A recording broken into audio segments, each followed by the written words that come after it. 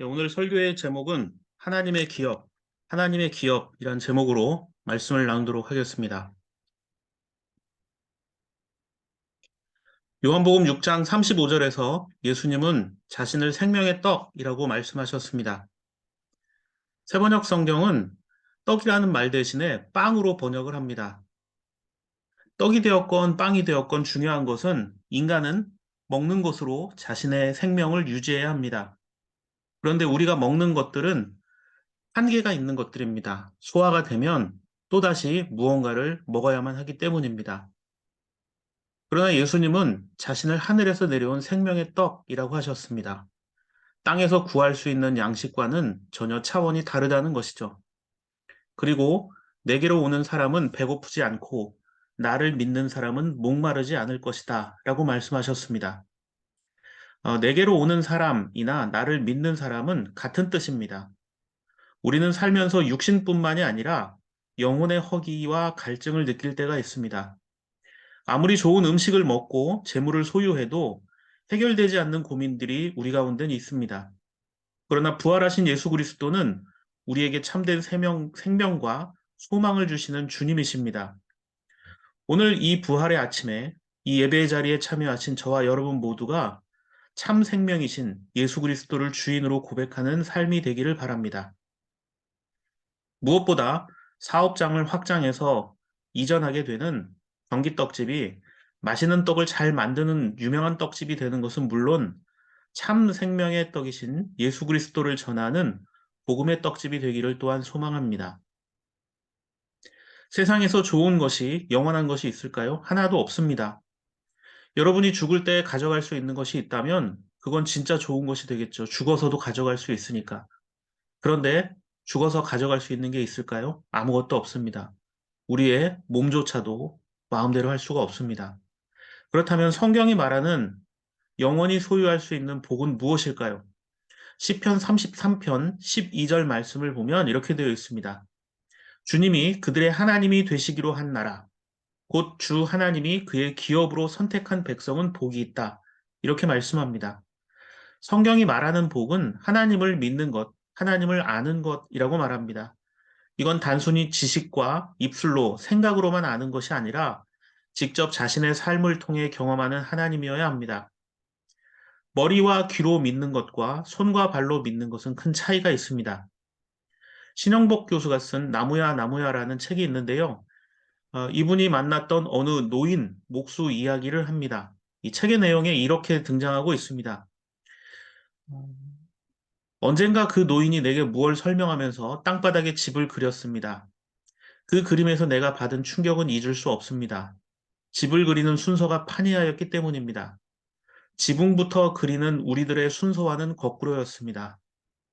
먼저 주춧돌을 그린 다음 기둥, 도리, 들보, 석가래, 지붕의 순서로 그렸습니다.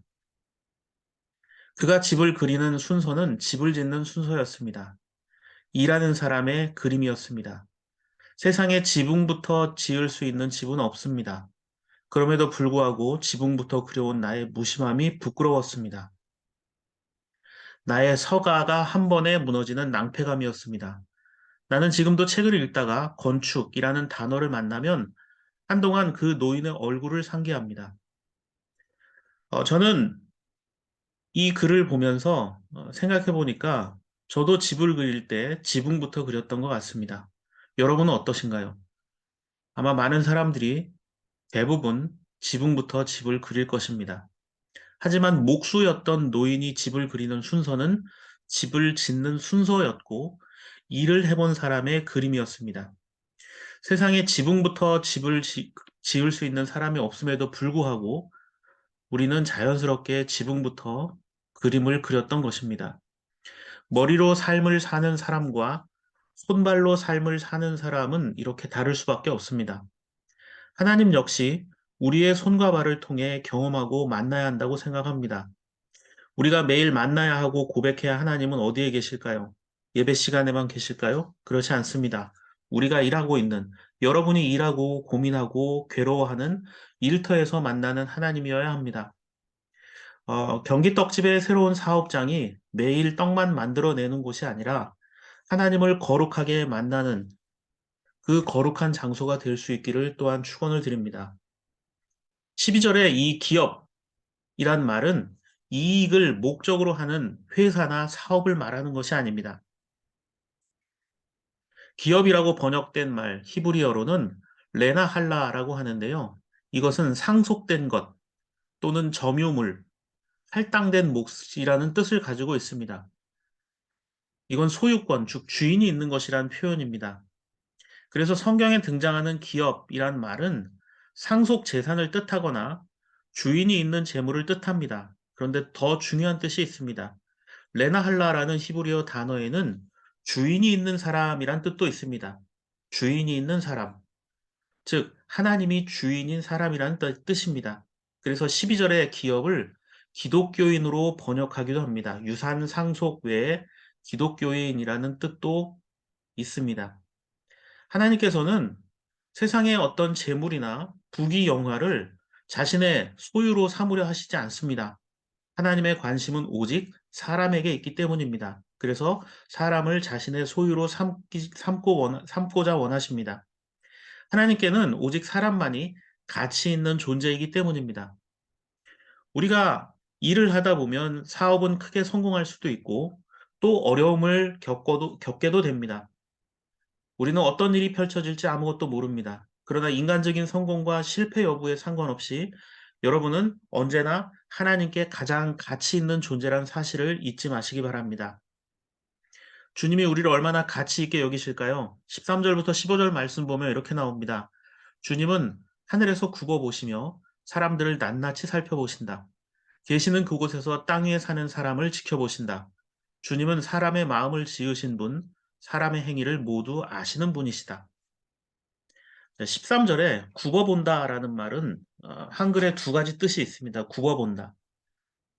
높은 위치에서 고개나 허리를 굽혀 아랫사람을 내려본다. 그래서 굽어 살펴보십시오. 이렇게 말하잖아요. 좀 더 자세히 보기 위해서 허리를 숙이는 것을 말합니다. 또는 아랫사람이나 불우한 사람을 돌보아 주려고 그 사람의 형편을 살핀다라는 뜻도 있습니다. 자, 하나님의 관심은 우리를 굽어 보신다. 하나님의 관심은 사람에게로 향하는데 좀 더 가까이, 좀 더 자세히 보기를 원하신다는 점이죠. 우리는 우리의 계획과 의지와 경험이 어긋나는 일들을 만나게 됩니다. 일을 하다 보면 기쁠 때도 있지만 예상 못했던 어려움들이 더 많을 수도 있습니다. 그러나 염려하지 마십시오. 고민하고 최선을 다해서 문제를 해결해야 하지만 염려하거나 두려워할 필요는 없습니다. 우리를 구워보시는 주님께서 계시기 때문입니다. 그 주님은 우리를 그저 살펴만 보시는 것이 아니라 지켜보시고 모든 행위를 아시며 우리의 필요를 채워주실 분이다 라고 말씀하고 있습니다. 그리고 주님은 더 나아가서 우리 또한 하나님처럼 누군가를 굽어 살피는 자들이 되기를 원하신다는 점입니다. 개역개정 전도서 11장 1절에는 이런 말씀이 나옵니다.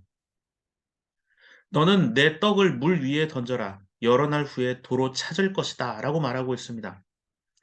여기서 너의 떡으로 번역된 히브리어는 라흐메카라는 단어를 씁니다. 라흐메카. 그런데 이 단어는 너의 떡 말고도 너의 돈. 그러니까 이 라흐메카라는 단어는 떡이란 말 대신 돈으로도 번역되기도 합니다. 그래서 세번역 성경이나 공동번역은 라흐메카를 떡이 아니라 돈으로 번역해서 돈이 있으면 무역에 투자하여라. 여러 날 뒤에 너는 이윤을 남길 것이다. 라고 개역개정과 공동번역은 전혀 의미가 다른 것처럼 보이는 해석을 하고 있습니다. 그런데 이 두 가지를 생각해 보면 그게 그겁니다. 우리는 먹고 살기 위해서 돈을 벌고 돈을 벌어서 또한 잘 먹고 잘 살길 원합니다. 보험을 들고 언제 일어날지도 모르는 일을 대비하는 게 세상 사는 이치입니다. 장사하는 사람도 미래를 위해 준비하고 투자라는 걸 할 줄 압니다. 뿌리면 언젠가 돌아온다는 단순한 사실을 믿기 때문입니다. 그게 떡이 되었건 돈이 되었건 분명한 것은 당장 어떤 결과를 모르고 하는 행위라는 공통점이 있지만 미래에 대한 기대를 하고 있다는 점이죠. 하물며 하나님께서 나를 소중히 여겨주신다고 믿고 고백하고 믿는 사람들이 눈앞에 보이는 이익에 눈이 멀고 욕심을 부리면 되겠습니까? 당장 무언가를 취하기 위해서. 자, 떡을 물 위에 던지거나 돈을 무역에 투자하는 것. 번역이 다른 것 같지만 두 가지 다 미래에 투자하고 있습니다. 도로 찾을 것이다, 이윤을 남길 것이다라고 말하잖아요. 자, 세상에서 장사를 하는 사람도 이러한 이치를 가지고 사는데 우리는 믿음의 눈을 가지고 왜 지금 당장 눈앞에 있는 것만 추구하며 살아야겠습니까? 하나님께서는 우리가 때로는 이해할 수 없는 것을 주시긴 하지만 결코 나쁜 것을 주시는 분은 아닙니다. 이 번역을 전도서 11장 1절을 현대인의 성경은 라흐메카, 이 떡이나 돈이라는 단어를 적절히 버무려서 의역을 좀 했습니다.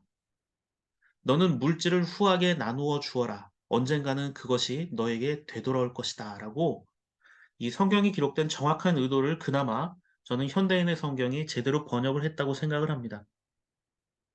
자, 물 위에 떡을 던져서 누군가 그것을 먹고 배를 채우게 된다면, 그 선을 행하게 된다면 그 선은 되돌아올 것이다. 또 돈으로 무역을 하게 된다면 그것이 이윤으로 돌아오게 될 것이다. 그런데 너는 물질을 후하게 나누어라. 누군가에게 나누어라. 언젠가는 그것이 너에게 돌아올 것이다. 나누면 돌아온다. 라는 것을 설명하고 있습니다.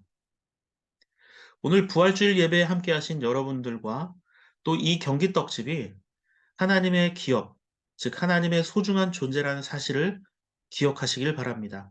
그리고 라흐메카, 즉 그것이 떡이 되었건 물질이 되었건 여러분의 나눔이 점점 더 풍성해지는 복된 삶이 되기를 바랍니다. 나누어도 부족하지 않은 여러분들의 모습, 그리고 나누어도 부족하지 않은 경기떡집이 되기를 바랍니다.